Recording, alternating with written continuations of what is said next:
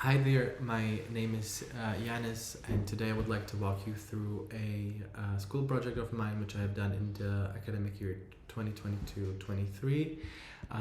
The project is called Place Non-Place. It centers around the activation of a small plot located in the vicinity of the Holešovice train station here in Prague. What I found very interesting at the beginning of the project was the name non-place, a word which I have never come across before. So I thoroughly researched it and arrived at the work by Marc Augé, called The Introduction to the Anthropology of Supermodernity, where he discusses the existence of these non-places as transient spaces in which we live our daily lives, be it hotel rooms or train stations or airports. They hold no cultural significance or historical meaning to us, however we spend so much time in them. After that, I of course researched the existence of non-places in the context of the Czech Republic, and I found that they, especially before the year 1989, had a political importance, which was very interesting, but due to the time limit, I'm not really go into that so much. And lastly, I looked at Paul Brandt and his work on democratization of public spaces.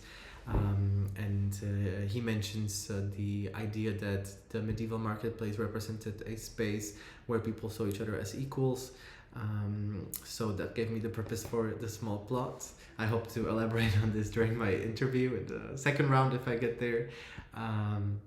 Of course, I did the typical architectural process of looking at the site, analyzing, looking at the history of it, looking at what are the positives and the negatives of the plot, and I analyzed the existing structure, a brutalist building which was built in the 70s and was opened in 1985. From early on, I knew that I didn't want to really change the architecture of it, but I wanted to work around it.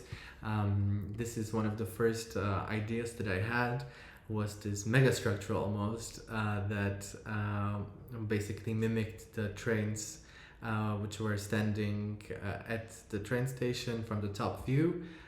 But the project in the end ended up was more demure and more simple, and paid homage to Sana Architects, who built in Japan this beautiful boat terminal.